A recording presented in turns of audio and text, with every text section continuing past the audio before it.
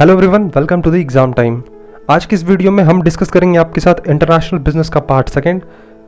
ये हमारा business organisation का सीरीज चल रहा है।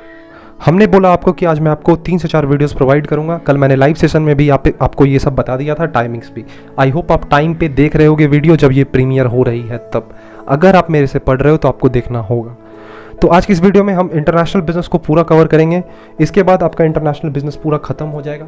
फिर हम कोशिश करेंगे फिर ऐसे ही आपको इकट्ठा मटेरियल प्रोवाइड करने का, जो भी रिमेनिंग टॉपिक्स होंगे, जैसे कि ऑडिटिंग हो गया, प्रोड्यूस एक्सचेंज हो गया, कंपनी सेक्रेटरी हो गया, रैशनलाइजेशन हो गया, प्रोड्यूस एक्सचेंज हो गया, इन सबको भी हम इकट्ठा ही कवर करवाएंगे। कोशिश करेंगे एक दिन में आपको फिर से 3 से 4 वीडियो देने का। तो अगर आपको मेरा मेहनत लग रहा है कि मैं मेहनत कर रहा हूँ, तो प्लीज़ इस वीडियो को एक लाइक हिट करो, चैनल को सब्सक्राइब करो और हो सके तो जितना हो सके अपने फ्रेंड्स के साथ भी शेयर करो, क्योंकि इससे मुझे मोटिवेशन मिलता है और मैं कोशिश करता हूँ आपके लिए रेगुलर वीडियोज़ लाने का। तो चलिए हम स्टार्ट करते हैं आज के वीडियो को। तो वीडियो स्टार्ट करने से पहले बता दूँ, जो भी हमारे न्यू यूज़र्स हैं, न्यू सब्सक्राइबर्स हैं, वो इस वीडियो को देख रहे हैं। हमारा टेस्ट सीरीज़ लॉन्च हो गया है। इस टेस्ट सीरीज़ के अंदर आपको कंप्लीट 11 यूनिट के टेस्ट मिलेंगे, 7 फुल पेपर टेस्ट मिलेंगे। साथ ही साथ आपको MCQ एक्स्ट्रा प्रैक्टिस के लिए दिए जाएंगे, क्योंकि आपका डेट अब पोस्टपोन हो चुका है। प्लस आपको नोट्स दिए जाएंगे, जिस नोट से आप रिवीजन भी कर सकते हो और कंसेप्ट बिल्डअप भी कर सकते हो। करंट अफेयर या इकोनॉमिक अफेयर्स के आपको PDF शीट्स मिलेंगे, आपके डाउट सॉल्व किए जाएंगे, वीडियोस के अर्ली एक्सेस मिलेंगे, और ये सब बहुत ही अट्रैक्टिव प्राइस पे, जो कि है 400 रुपीज़। तो आप चाहो तो इनरोल हो सकते हो और अपने प्रिपरेशन को नेक्स्ट लेवल का बूस्ट दे सकते हो। अगर आपको इनरोल होना है हमारे टेस्ट सीरीज़ में, तो दिए गए नंबर पे कांटेक्ट करो। तो चलिए हम मूव करते हैं अपने टॉपिक की तरफ।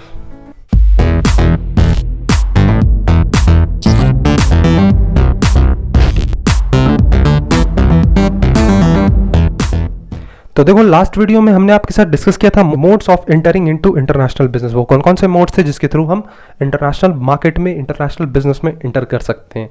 इस वीडियो में हम डिस्कस करेंगे एक्सपोर्ट प्रोसीजर और इंपोर्ट प्रोसीजर। ये वीडियो देखने के बाद आपको पूरी कंसेप्चुअल क्लैरिटी आ जाएगी और आपका इंटरनेशनल बिजनेस पूरा कवर हो जाएगा। तो चलिए हम देखते हैं कि एक्सपोर्ट प्रोसीजर हो क्या सकता है। देखो, हम इसमें समझेंगे कि जब एक एक्सपोर्टर, जैसे कि आप एक्सपोर्टर हो, आप इंडिया में बैठे हुए हो और मैं दूसरी कंट्री में हूँ, फॉर एग्जांपल चाइना, या फिर सॉरी चाइना में नहीं रहूँगा क्योंकि वहाँ पे कोविड-19 बहुत ज़्यादा है। मैं दूसरी कंट्री में हूँ, फॉर एग्जांपल श्रीलंका। आप मुझे कोई भी प्रोडक्ट एक्सपोर्ट कर रहे हो, तो आपको क्या प्रोसीजर्स अपनाने होंगे जिसके थ्रू आप मेरे तक अपने सामान को पहुँचा पाओगे, वही सीखेंगे हम इस वीडियो के अंदर।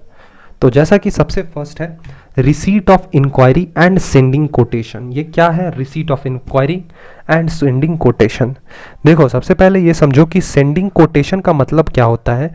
जो भी एक्सपोर्टर रहता है वो इंपोर्टर को अपने गुड्स के सारे डिटेल प्रोवाइड करेगा। मतलब हमारे प्रोडक्ट में आपको ये क्वालिटी मिलेगी, वो मिलेगी, ये स्पेसिफिकेशन है, इतना वेट है, ये सब कुछ फीचर इस प्रोडक्ट के अंदर है। तो रिसीट ऑफ इंक्वायरी और सेंडिंग कोटेशन में यही होता है। और सेंडिंग कोटेशन को हम टेक्निकल लैंग्वेज में प्रोफोर्मा इनवॉइस बोलते हैं। ये नोट कर लेना कहीं पे स्टार मार्क करके। अब देखो, सबसे पहले इसे पढ़ो। Exporter can be informed of such inquiry even by the way of advertisement in the press put in by the importer. The exporter sends a reply to the inquiry in the form of quotation refer to as a proforma invoice. अब देखो, मैं importer हूँ, आप exporter हो। मैंने आपसे inquiry किया कि आपके गुड्स में क्या क्या हमें फीचर्स मिलेगा, क्या क्या बेनिफिट्स मिलेगा। तो आपने उधर से रिप्लाई दिया। उस पर्टिकुलर रिप्लाई को हम क्या बोलेंगे? सेंडिंग कोटेशन या फिर प्रोफोर्मा इनवॉइस।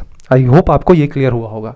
अब देखो, प्रोफोर्मा इनवॉइस में आपको प्रोडक्ट का प्राइस देखने के लिए मिलेगा, प्रोडक्ट के क्वालिटी के बारे में पता चलेगा, कौन से ग्रेड का है, साइज़ क्या है, वेट क्या है, और कौन सा मोड आप यूज़ करोगे डिलीवरी के लिए। फिर आपके कौन कौन से पैकिंग हमें देखने के लिए मिलेंगे आपके प्रोडक्ट में। ये सब एक्चुअली हम कहाँ देखते हैं? प्रोफोर्मा इनवॉइस में। आई होप आपको क्लियर हो रहा होगा। अब समझो, हमने सेंडिंग कोटेशन का काम कर लिया, आपने भी इंक्वायरी कर लिया। अब हम समझते हैं कि रिसीट ऑफ ऑर्डर, या फिर जिसे हम इंडेंट बोलते हैं, ये होता क्या है। अब देखो, मैं इंपोर्टर था, आप एक्सपोर्टर थे। आप इंडिया से, मैं श्रीलंका से। मैंने आपसे इंक्वायरी किया, आपने उस इंक्वायरी का जवाब दिया। अब मैं आपको अपना ऑर्डर दूंगा कि मुझे इतने आइटम्स चाहिए। जैसे कि अगर आप आईफोन सेल कर रहे हो, तो मैं आपको ऑर्डर दूंगा, मुझे 10 पीस या 100 पीस आईफोन का चाहिए। तो ये क्या होगा, रिसीट ऑफ ऑर्डर। आप उस पर्टिकुलर ऑर्डर को रिसीट करोगे, उसे हम क्या बोलेंगे, इंडेंट। देखो सबसे पहले से पढ़ते हैं, export price and other terms and conditions are acceptable, it places an order for the goods to be dispatch. हमने आपको यही बताया कि रिसीट ऑफ ऑर्डर में यही होता है कि जो भी गुड्स का प्राइस होगा हम उसे एक्सेप्ट करेंगे, जितने भी आपके टर्म्स एंड कंडीशंस हो सकते हैं उन्हें भी हम एक्सेप्ट करेंगे। उसके बाद आप डिस्पैच करने के लिए रेडी हो जाओगे उस गुड को। This order is also known as indent, हम इसे इंडेंट भी बोलते हैं। इसके अंदर आपको गुड्स के सारे डिस्क्रिप्शन मिल जाएंगे, जो भी आपने ऑर्डर किया है, आपको कितना प्राइस पे करना है वो भी मिल जाएगा, डिलीवरी के कौन कौन से टर्म्स हो सकते हैं, पैकेजिंग और मार्किंग डिटेल, सब कुछ आपको कहाँ देखने के लिए मिलेगा, इंडेंट में। तीसरा समझो, assessing the importers credit worthiness and securing a guarantee for payment. आप देखोगे, आप इंडिया से हो, मैं श्रीलंका से हूँ, आप मुझे गुड एक्सपोर्ट कर रहे हो, तो आप ये तो जरूर देखोगे कि हाँ शिवम के पास, मेरा नाम शिवम है जानते ही होगे, कि शिवम का क्रेडिट वर्दीनेस कैसा है, क्या वो मुझे पेमेंट करेगा या नहीं करेगा, या फिर सामान ले लिया उसके बाद फिर भूल गया, फ़ोन ऑफ कर दिया, ऐसा तो नहीं ना होगा। आप मेरे से कोशिश करोगे कुछ ना कुछ गारंटी एक्वायर करने का। जनरली यही देखा जाता है गारंटी फॉर पेमेंट और assessing the importers credit worthiness में। तो सबसे पहले हम इसे समझते हैं। एक पॉइंट और नोट करो कहीं पे, इसमें हम ऑब्टेन करते हैं इंपोर्टर से क्या चीज़, लेटर ऑफ क्रेडिट। अब देखो लेटर ऑफ क्रेडिट होता क्या है। लेटर ऑफ क्रेडिट जनरली एक बैंक बनाता है, आपका जो भी, मतलब मेरा बैंक है, श्रीलंका में जो भी बैंक है वो एक लेटर ऑफ क्रेडिट तैयार करेगा। उसमें हमें क्या देखने के लिए मिलेगा, गारंटी, कि हाँ आप गारंटी कर रहे हो कि आप मुझे पैसा दोगे गुड्स लेने के बाद। हाँ, अगर नहीं देता है पैसा तो उसके लिए जिम्मेदार कौन होगा, बैंक, क्योंकि बैंक तैयार कर रहा है लेटर ऑफ क्रेडिट। तो जनरली इसे पढ़ो, exporter makes inquiry about the credit worthiness of importer.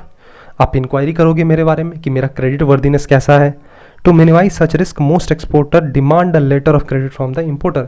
आप फिर डिमांड करोगे कि शिवम तुम मुझे लेटर ऑफ क्रेडिट दो, जिसके थ्रू मुझे वो सेटिस्फैक्शन मिले कि हाँ आप मेरा पेमेंट कर दोगे कुछ दिन बाद। तो वही होता है लेटर ऑफ क्रेडिट। अब देखो ये सब काम हो गया, कोई ऐसे ही जाकर एक्सपोर्ट नहीं कर सकता है कि नहीं आज हम सुबह सो के उठे और चल दिए कोई भी प्रोडक्ट को एक्सपोर्ट करने के लिए, नहीं, ये प्रोसीजर नहीं होता है।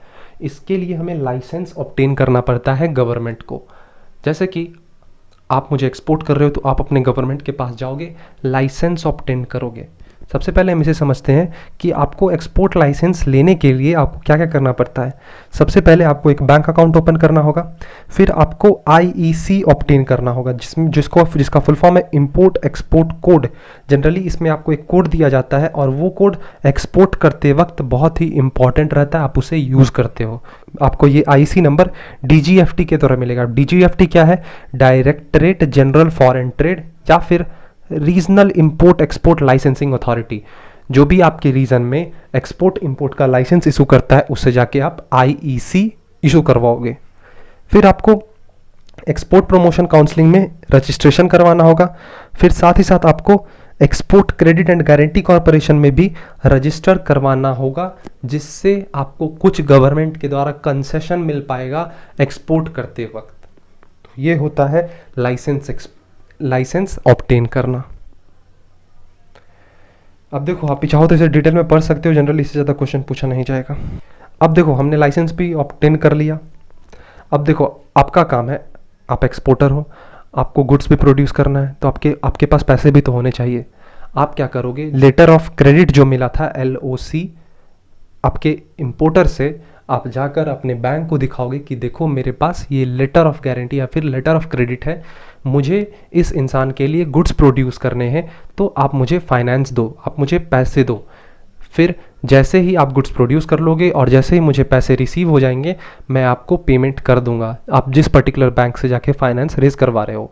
तो जनरली यही हमें देखने के लिए मिलता है किसके अंदर, ऑब्टेनिंग प्री शिपमेंट फाइनेंस में। Exporter approach his banker for obtaining pre shipment finance to undertake export production.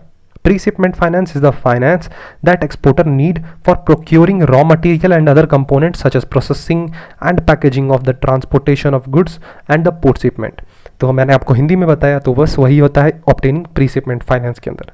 अब देखो आपके पास फाइनेंस भी आ गए, अब गुड्स को आप प्रोड्यूस करोगे। आप अगर गुड्स प्रोड्यूस नहीं कर रहे हो, दूसरे से परचेज कर रहे हो, तो आप उसे प्रोक्योर करोगे। सिंपल बेसिक मतलब यही था। अब ये सब आपने कर लिया, अब आपको करना पड़ता है इंस्पेक्शन, मतलब जांच पड़ताल। आप अपने गुड्स को चेक करोगे कि आप कौन से क्वालिटीज़ के प्रोडक्ट यूज़ कर रहे हो, कौन सा क्वालिटी का रॉ मटेरियल यूज़ कर रहे हो, ये भी तो देखना ज़रूरी है। तो इसे समझते हैं, फिर हम नेक्स्ट स्टेप पे मूव करेंगे। देखो, compulsory inspection of certain product by a competent agency as designated by the government. आपके प्रोडक्ट का इंस्पेक्शन किया जाएगा एक गवर्नमेंट अथॉरिटी के द्वारा, जिसे हम क्या बोल सकते हैं, गवर्नमेंट एजेंसी भी। तो the government has passed export quality control and inspection act 1963, याद कर लेना थोड़ा सा ये, for this purpose and has authorised some agency to act as a inspection agency.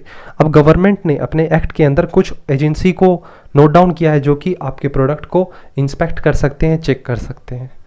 तो प्री शिपमेंट इंस्पेक्शन का रिपोर्ट जो होता है वो सबमिट करना पड़ता है एक्सपोर्ट के टाइम पे, इसीलिए हमें इंस्पेक्शन करवाना जरूरी होता है अपने प्रोडक्ट का।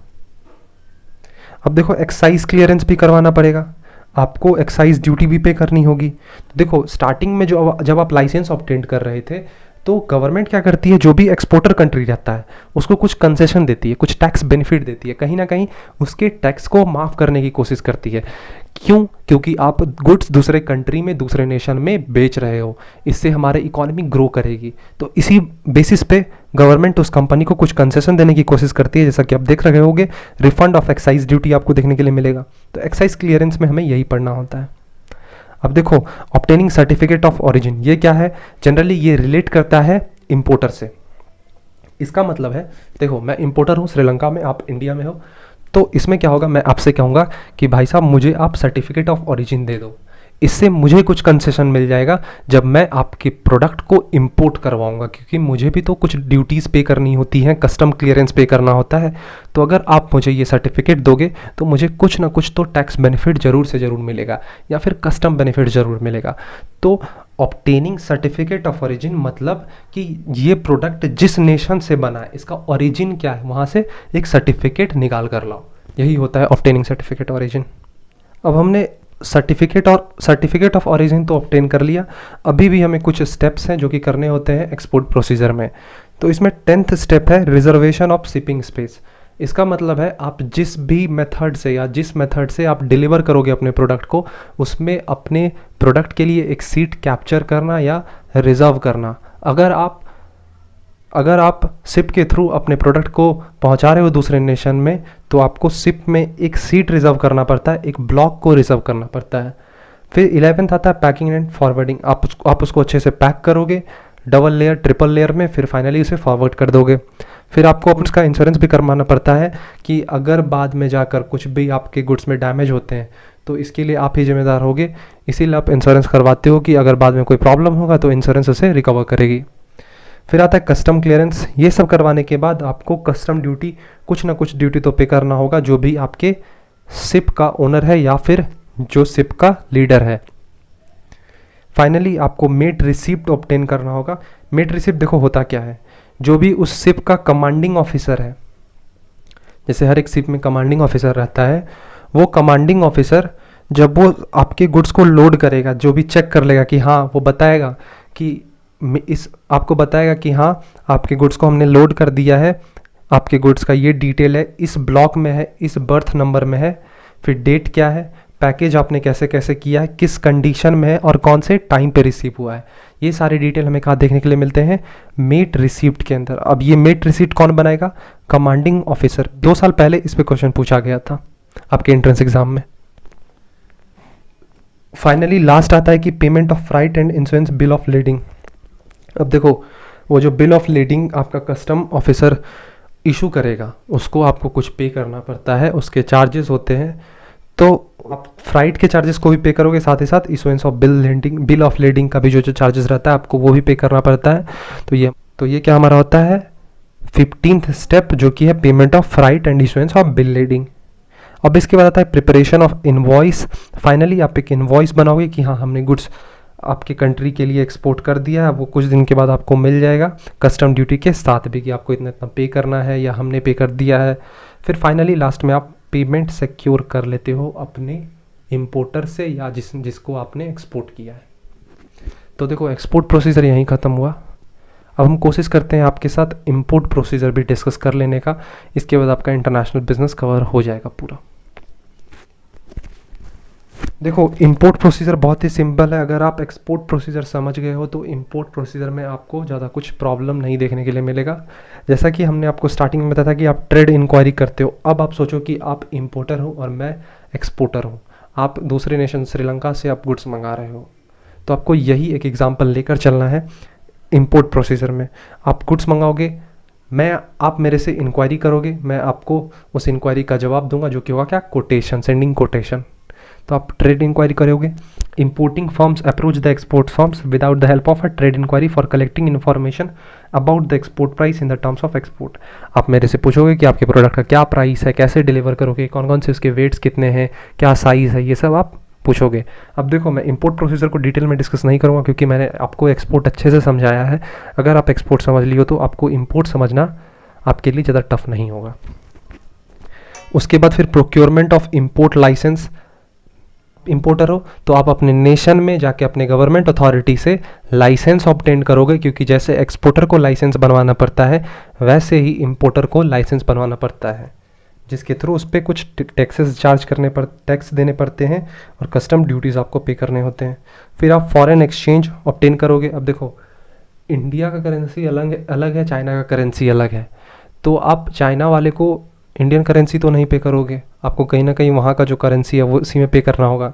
तो आप फॉरेन एक्सचेंज डिपार्टमेंट में जाओगे, वहाँ से इंडियन करेंसी को कन्वर्ट करवाओगे, किस में, फॉरेन करेंसी में। तो यही होता है ऑब्टेनिंग फॉरेन एक्सचेंज में, कन्वर्ट करवा लेते हो फिर उससे पे करते हो। फिर आप ऑर्डर प्लेस करोगे, जिसे हम इंडेंट बोलते हैं, मैंने आपको बताया क्या होता है इंडेंट। फिर आपको फाइनली लेटर ऑफ क्रेडिट मिलता है, ऑब्टेन करते हो। If the payment terms agreed between the importer and the overseas supplier a letter of credit, then the importer should obtain the letter of credit from its bank। आप अपने bank से letter of credit obtain करोगे और इसे किसको forward करोगे, exporter को।